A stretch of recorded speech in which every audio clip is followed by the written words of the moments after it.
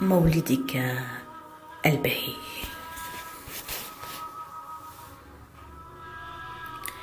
يا أمة الإسلام تيهي وافخري،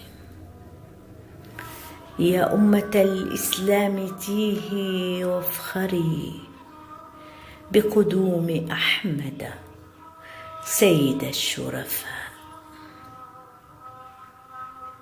بقدوم من ضاء الوجود لأجله فكساه نورا وجهه الوضاء،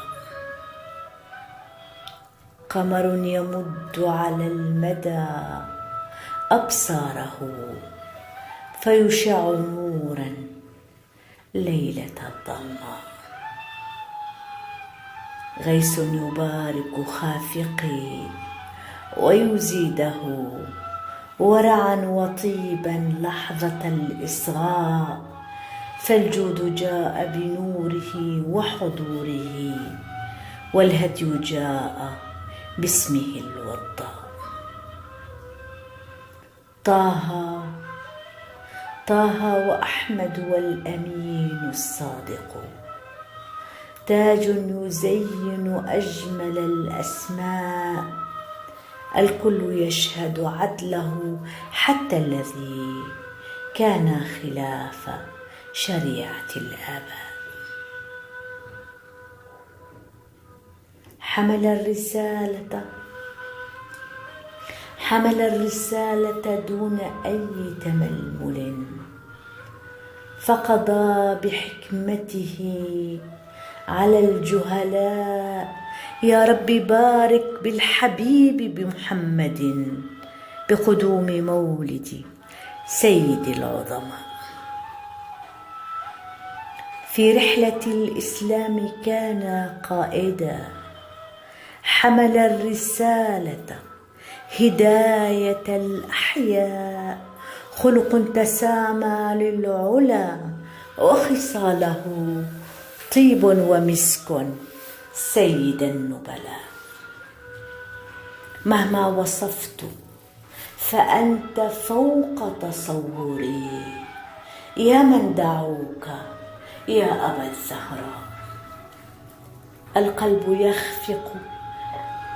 القلب يخفق دائما في حبك، وصلاة روحي فيك بالأنواء، كل البرية هديها من نورك، والنور فيك كالسنا والضاء. يا نورا أضاء الدنيا كلها، وأزاح الكفر والحرب والشحناء، كرمك الله في عليائه معراجا، وأيدك بالبرهان في رحلة الإسراء، وأعطاك لسانا عربيا فصيحا فاقت بلاغته أعظم البلغاء. أطاحت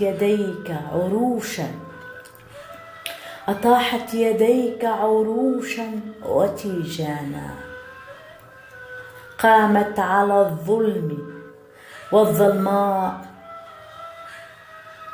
ومكنت بشرع الله دولة أضحت بفعل الحق في العليا،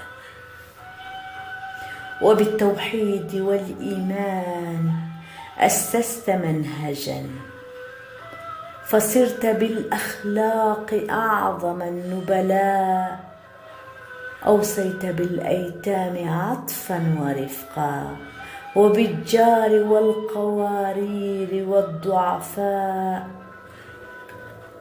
أعطيت قرآنا أعجزت به عربا وعجما والخطباء والشعراء، جعلت لك الأرض مسجدا وطهورا، يا مجتبى ومصطفى من رب السماء.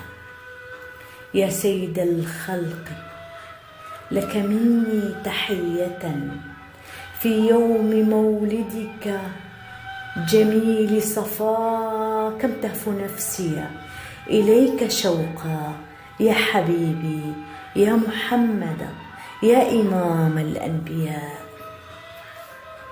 الله أوصى أن نصلي دائما على الأمين الهادي المعطاء، كفاه أضحت للأنام وسيلة هداية على مدى الأرجاء. الحق كان سلاحه وبيانه، والدين كان شريعة سمحاء، فغدت فتوح الدين تهدي كلها لله وحده في ذرى العلياء. لن يوفيك مدحي علوا وقدرا، فأنت بالغه يا سيد العظماء. اللهم صل على سيدنا محمد خاتم الأنبياء. نهاية موج البحر.